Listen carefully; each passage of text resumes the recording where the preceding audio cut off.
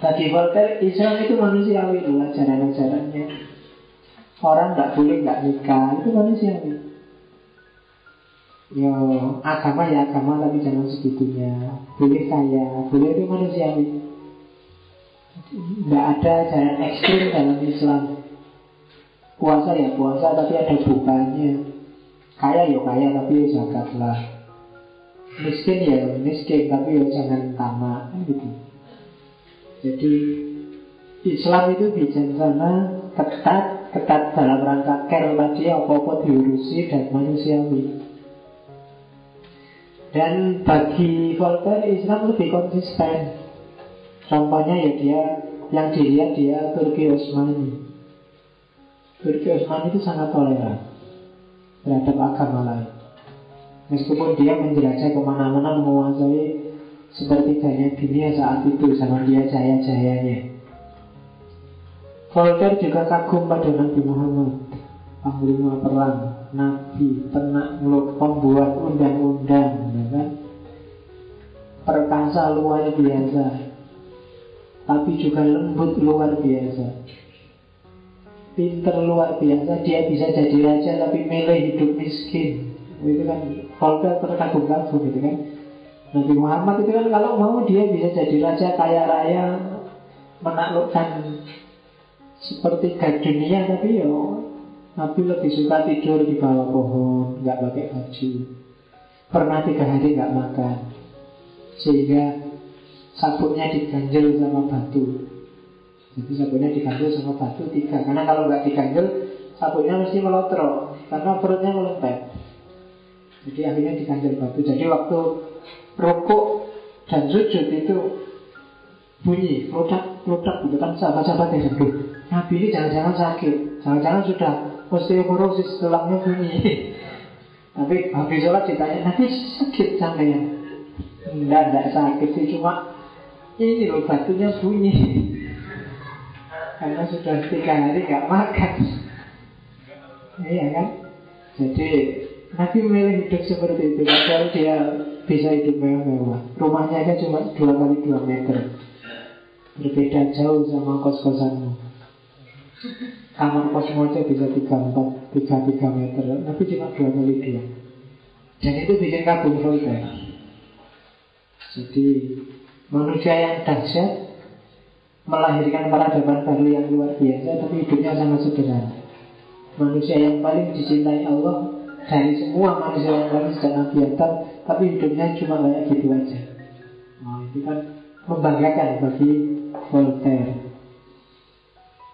Voltaire yang meyakini kayak tadi moralitas universal itu ada, keabadian jiwa itu ada, pembalasan itu ada, meskipun dia seorang deis.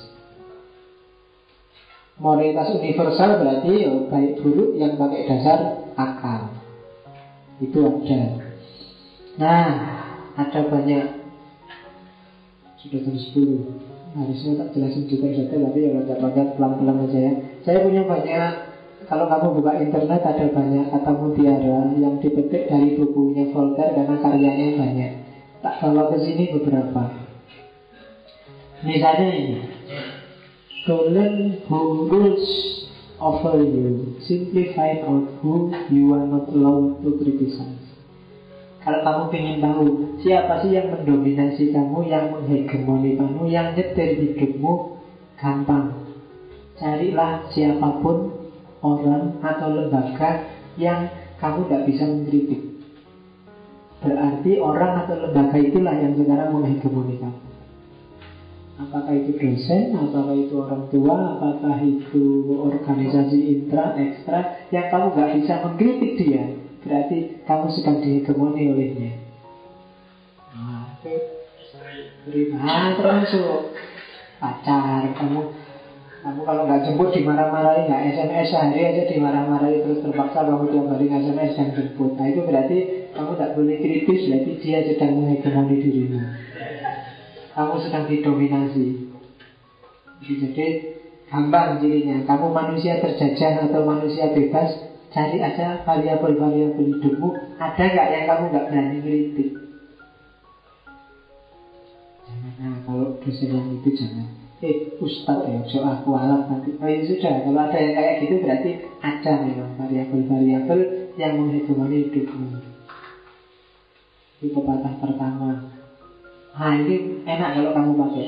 Life is too short, time too valuable to spend it in telling what is useless. Jangan terlalu banyak ngomong yang gak ada gunanya. Hidup itu singkat, waktu itu berharga. Eman-eman waktumu, eman-eman hidupmu, isi dengan yang baik-baik.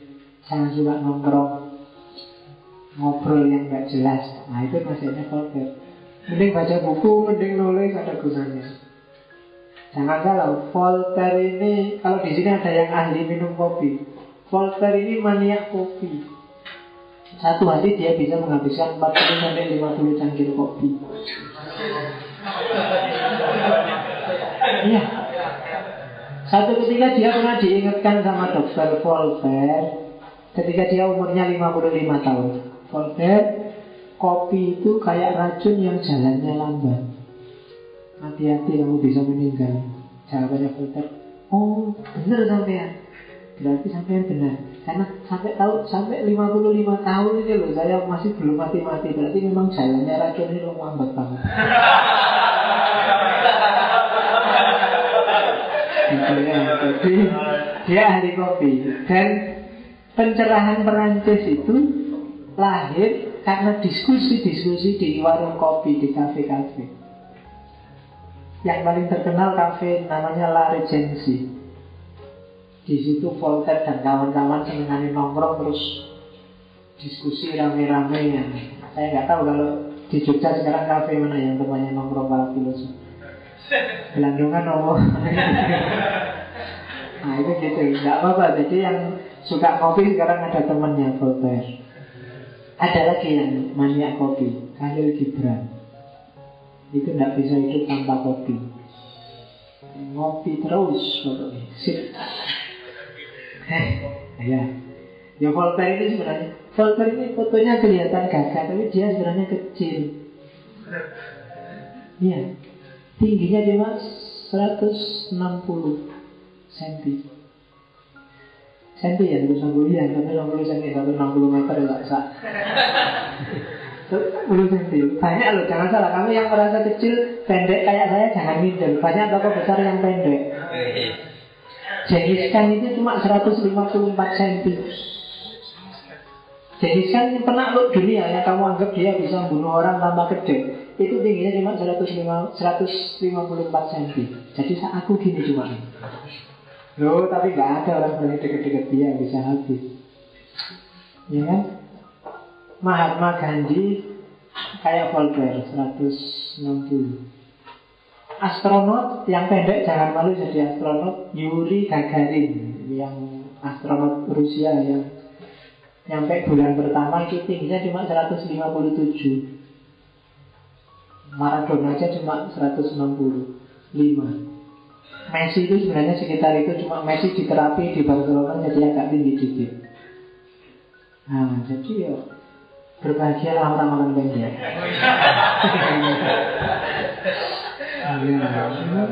Seru kan? Napoleon itu juga pendek, kita 160. Charlie Chaplin 165. Jadi banyak orang pendek. Jadi karena saya merasa pendek, tak cari tingginya tokoh-tokoh itu berapa.